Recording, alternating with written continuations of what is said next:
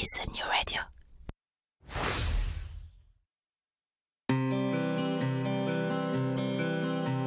Cela fait partie des choses qu'on n'explique pas. Bien que n'y ayant le plus souvent jamais mis le moindre pied, le Québec nous attire. Et peut-être que c'est votre cas. Peut-être même que, comme des milliers de Français chaque année, vous envisagez sérieusement d'aller y poser vos valises pour quelques mois, pour quelques années, pour toujours, qui sait. Mais si en avoir envie est la condition première pour réussir votre expatriation, c'est aussi, et de loin, la plus facile. Quelles études, quel travail, quelle région, quelles écoles, quelle durée, quid de la santé, quid de ma retraite, quels seront vos droits, mais aussi quels seront vos devoirs. Et au-dessus de toutes ces questions règne la question fil rouge de tout immigré au Québec. Comment obtenir le permis de séjour dont j'ai besoin? Et puis d'abord, lequel est-ce? Au fur et à mesure de votre projet, d'innombrables questions, des doutes, mais aussi des grandes joies et de belles espérances vont vous submerger. Alors, à l'image de ce que Christelle Colling et ses équipes font au quotidien au sein de l'organisme, ce podcast est justement là pour vous aider, pour vous guider, pour vous informer, parce qu'ensemble, on partage le même objectif, Objectif Québec.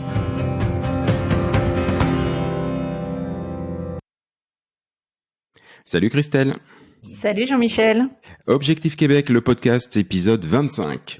Alors, depuis le lancement de ce podcast, on a souvent insisté sur la dimension familiale de bon nombre de projets d'immigration.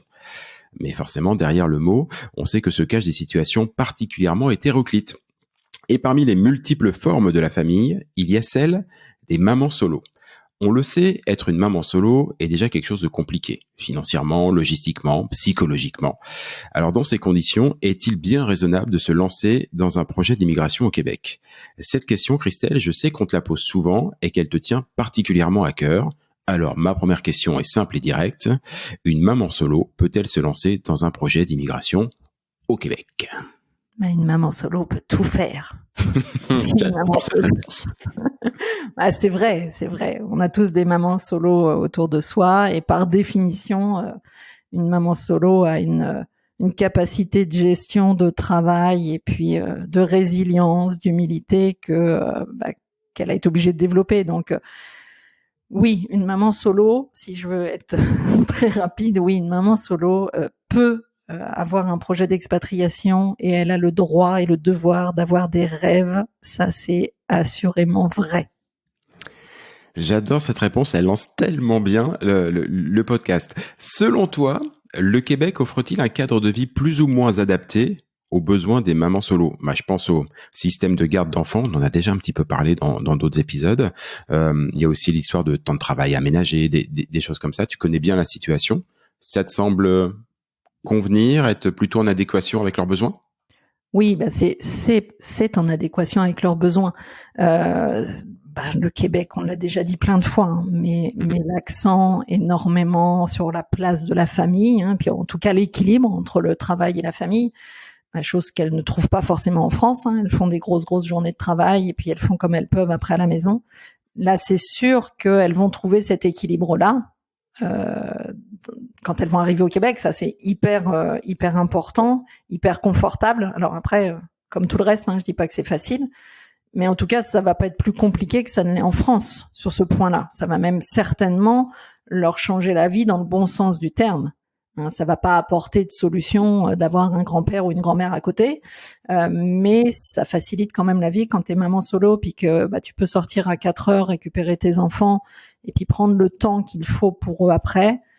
Ça n'a pas de prix. Donc oui, c'est assurément aussi là, elles ont toute leur place. Et puis la femme au Québec, on l'a peut-être pas assez dit aussi, mais a une place très importante par rapport à nos idées, à la manière dont on vit en France, où on est encore sur un schéma où l'homme a une place souvent plus importante que la femme. Au Québec, c'est l'inverse. Donc il y a pas non plus de crainte à avoir sur ce côté-là, parce que tout est un peu fait aussi, et puis tout est très respectueux envers les femmes. Ça, c'est vrai que c'est peut-être un sujet de podcast qu'on pourrait faire. On va se le noter pour une première fois. La place de la femme au Québec. On parle beaucoup de société matriarcale.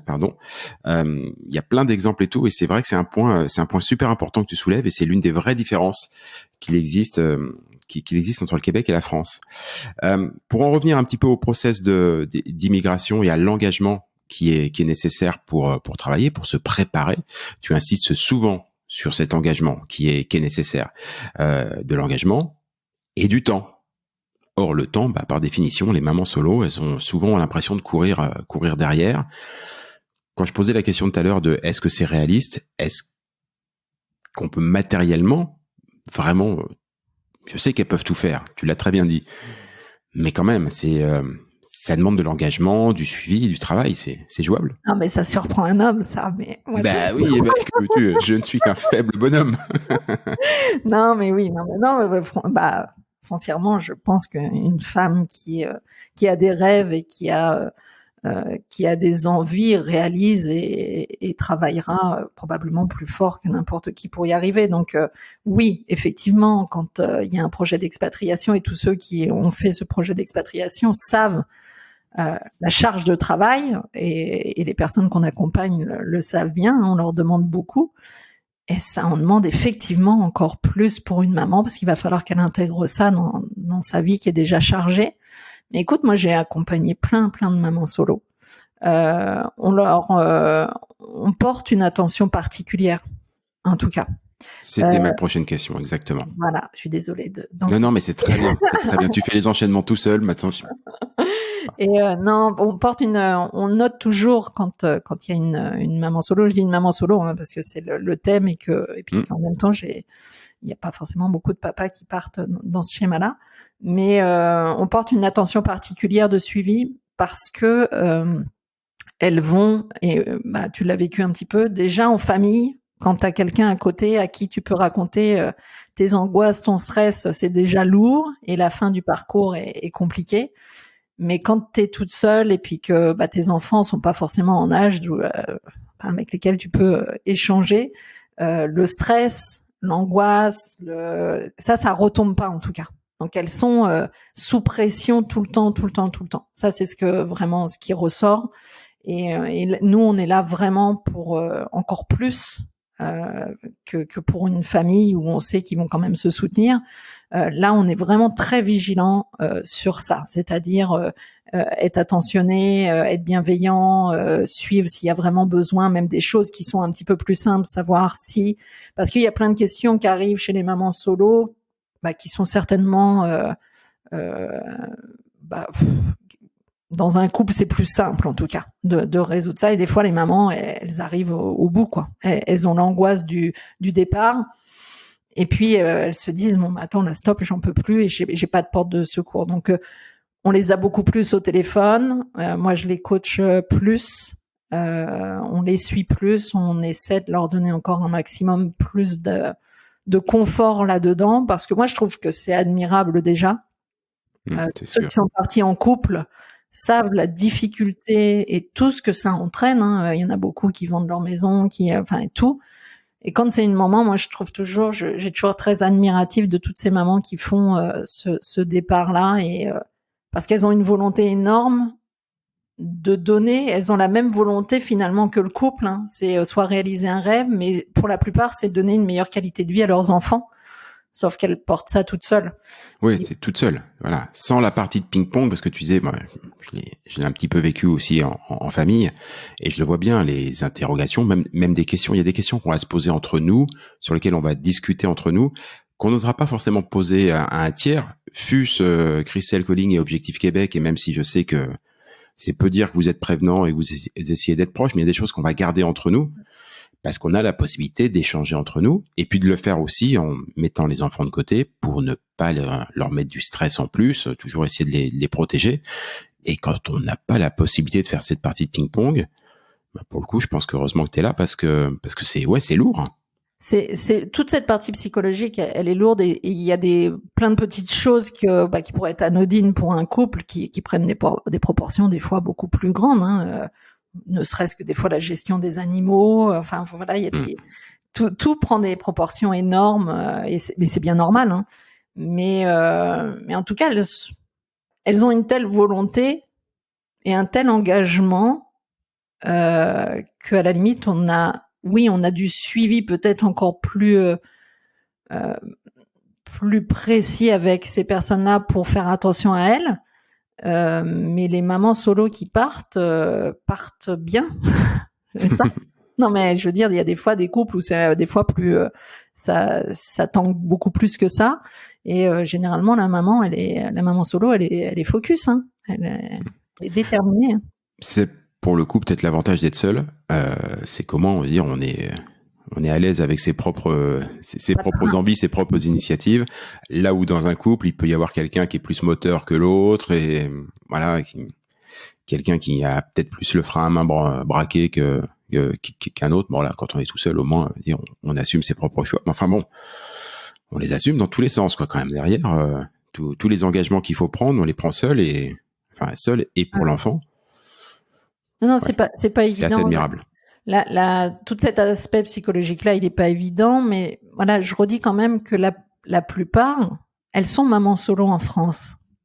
Hein, elles sont mamans solo en France depuis longtemps, donc quand on regarde ça, on se dit oui, elles partent seules, c'est pas facile, mais elles sont habituées à être seules, maman solo déjà depuis des années. Donc la gestion du stress, de plein de choses, elles le vivent déjà. Tu vois, donc oui, ça ajoute une dimension supérieure parce que là, elles s'expatrient puis qu'elles doivent faire le chemin comme tout le monde. Mais elles sont habituées, elles sont pas arrivées seules d'un seul coup. Donc le psychologique de la maman seule, il est quand même très très fort. T'insistes beaucoup sur la partie psychologique, mais bon, tu connais mon côté cartésien. Moi, je vais revenir un petit peu sur une partie plus terre à terre, on va dire, et financière. Tu m'as souvent expliqué que plus de 90% des candidats qui passent par Objectif Québec optent pour une reprise d'études, comme Sésame pour le Québec. Pour celui qui étudie, cela limite les possibilités salariales, pas plus de 20 heures par semaine, et c'est souvent sur le conjoint, quand on part en famille, conjoint qui bénéficie, lui, d'un permis de travail ouvert, que revient l'essentiel de la charge financière. Sauf que quand il n'y a pas de conjoint, et qu'en plus il y a des enfants, et que quand on n'est pas à l'école, le temps qui nous reste, on va plutôt le consacrer aux enfants plutôt qu'aller faire ces 20 heures de travail, financièrement, l'enjeu pour elle, il est encore plus énorme, non? Oui, c'est ça. En fait, l'enjeu, il se situe finalement que là.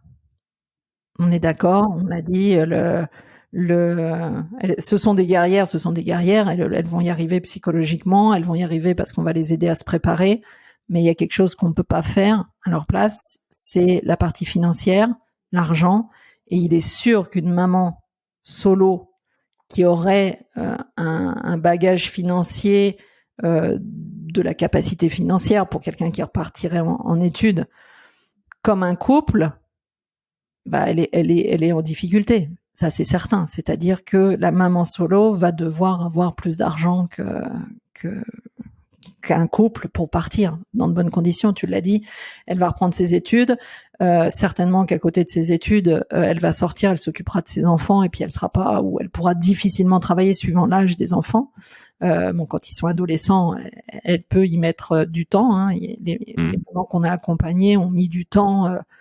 Mais les mamans qu'on a accompagnées, et on l'a vu tout au début, celles qui avaient un matelas financier plus important, c'est celles qui s'en sortent vraiment. Celles qui sont parties un peu juste, on les avait prévenues. Pour j'ai un souvenir où c'était très compliqué parce que y a pas de miracle. Là, on peut pas faire de miracle. À un moment donné, il faut manger, il faut payer son loyer, et ça, c'est ce que là, faut être pragmatique. Il n'y a pas de solution. On va à l'école, on fait une formation, peu importe. Même si on va travailler 10 heures à côté, on va pas pouvoir vivre sans avoir ce pécule et se servir de ce pécule. Donc ça, c'est vraiment la chose qui est la plus bloquante. Et au-delà de cette volonté et du fait que ça soit des guerrières dans l'âme d'aller au bout, si financièrement elles ont pas quelque chose de supportable qui va les aider, moi je le dis honnêtement, je leur dis non. Attendez 2 ans là, mettez de l'argent de côté. Si vous pouvez pas mettre de l'argent de côté en France, c'est que ça va pas passer au Québec. Hein. On va pas se mentir non plus. Donc je leur dis toujours, mettez de l'argent de côté, ça va être un bon test déjà, parce que mettre de l'argent de côté, c'est pas évident quand on travaille. C'est pas simple, ouais. Mais si elles n'arrivent pas trop à le faire en France, ça veut dire qu'elles n'y arriveront pas au Québec. Donc malheureusement, soit parce que voilà l'emploi ne permet pas de le faire, les dépenses, etc. Donc mettez de l'argent de côté avant de partir. Et il vaut mieux, et je le dis aussi au couple, hein, il vaut mieux rester 1 année ou 2 ans de plus en France et mettre de l'argent de côté un maximum pour partir serein au Québec que de partir en se disant j'ai juste ce qu'il faut de ce qu'on me demande d'avoir. Et puis après on verra, parce que c'est jamais confortable et c'est jamais bien en fait, jamais. Donc là c'est le vrai défi de la maman solo, quoi. Elle aura personne financièrement. Il me reste une toute dernière question sur une autre dimension. Alors tu vas me dire que la question elle était peut-être plutôt pour Nadia Barou, avec qui on a déjà enregistré un épisode et qui accompagne les candidats d'Objectif Québec sur toute leur démarche d'immigration. Mais alors justement l'immigration, quand on pense à une maman solo, ça veut dire qu'il y a des enfants. Et généralement, il y a un papa qui est dans le tableau quelque part et tout. Est-ce que ça complexifie les démarches d'immigration ou pour le coup non, pas plus que ça Non, ça complexifie si le papa était pas d'accord à ce que les enfants partent. C'est toujours le point de départ aussi. Et ça, c'est vraiment des choses qu'on valide aussi. C'est-à-dire que oui, on est maman solo, mais dans quelles conditions on est maman solo? Est-ce que le papa est inexistant et n'est plus là? Ça arrive. Donc bon, là, il y a pas de sujet. Mais quand le papa est là, il faut vraiment que le papa soit aussi en accord. Donc c'est là aussi où ça prend une dimension qui est complètement différente. C'est-à-dire qu'on ramène un peu les choses à la réalité, de dire d'accord, tu as ton projet avec ton ou tes enfants, mais le papa. Alors des fois les mamans disent non, mais bon, c'est bon le papa. Non, c'est pas bon en fait, parce que les enfants vont quitter le pays. Et à un moment donné, ils vont pas voir leur papa pendant tous les 15 jours, hein, ou le week-end et tout. Non. Donc ça, d'un seul coup, ça les ramène à se dire, il va falloir que je reparle. Et des fois, c'est pas évident, hein, dans certaines relations. Que je me remette autour de la table avec le papa pour savoir comment on va continuer à élever nos enfants, parce que même si on est séparés, il faut quand même continuer à élever nos enfants. Et comment on va faire? Est-ce que tu acceptes, toi, papa, de voir ton enfant qu'une fois ou 2 par an? Et ça, là aussi, on n'en parle pas du papa qui reste parce qu'on l'a pas au téléphone et tout ça, mais c'est aussi quelque chose dans sa cour, un vrai défi pour lui, parce que peut-être que des fois ça se passe très très bien, ou enfin voilà, il a ses enfants. Donc la décision de la maman solo qui part, à part si il y a plus le papa dans le tableau, dans le tableau. C'est encore une décision où il faut retravailler sur son couple, hein, finalement. On revient en arrière et on se remet à parler. Et c'est pas évident. C'est vraiment pas évident, et c'est pas évident non plus pour les enfants, parce que si les enfants avaient l'habitude de voir leurs 2 parents, là à un moment donné, il faut accepter. Alors, il y en a pour qui ça marche très bien, parce que finalement, pendant 2 mois, ils reviennent en France et puis voilà, ça fait des bonnes coupures, c'est juste génial et tout. Puis ils arrivent à trouver un équilibre, mais c'est pas si facile. Puis en matière d'immigration, il faut que le papa donne son autorisation, comme quoi il accepte que son enfant sorte du territoire et que la maman emmène son enfant hors du territoire, ce qui est un petit peu normal. Et quand ça se passe très bien, les gens se remettent autour de la table. Mais moi, j'ai accompagné il y a 2 ans une maman solo, 35 ans, avec une fille qui avait 4 ans, et ça se passait très très mal avec son conjoint. Ça se passait déjà très mal en France. Puis quand elle a dit qu'elle voulait partir au Québec, ça a été c'est passé au tribunal, ça a été très compliqué. Alors elle était déterminée, elle avait suffisamment d'argent pour assumer une reprise d'études et tout ça. Mais il y a un parcours du combattant qui est pas forcément simple suivant les situations de chacun, quoi. Aujourd'hui, on a essayé de, assez rapidement, en quelques questions, de survoler le cas particulier des mamans solo. Mais on l'a dit au tout début du podcast, il y a plein d'autres formes de famille, de conditions de départ et tout. Et donc, on a probablement, malgré tous les efforts qu'on a fait aujourd'hui, probablement pas répondu à toutes vos questions. Et si vous avez des questions à poser à Christelle, à toute l'équipe d'Objectif Québec et à tous les partenaires, le mieux c'est quand même de venir là et les rencontrer tous lors du mois du Québec 2023 qui se tiendra du 2 au 18 octobre et qui traverse 10 villes. On en a déjà parlé dans le précédent podcast. Vous pouvez le réécouter, vous avez toutes les dates, on vous mettra tout ça en copie. Mais c'est vraiment le moment idéal pour venir poser toutes vos questions et valider la viabilité d'un projet, l'engagement, comprendre ce que ça fait. Il n'y a rien de mieux que le mois du Québec. C'est bien. T'as dit les choses justes. Valider. Déjà, non mais c'est vrai, c'est important de valider, dire est-ce que c'est réalisable. C'est important. Rendez-vous à tous au mois du Québec. Merci Christelle. Merci Jean-Michel. À bientôt, ciao. Oui.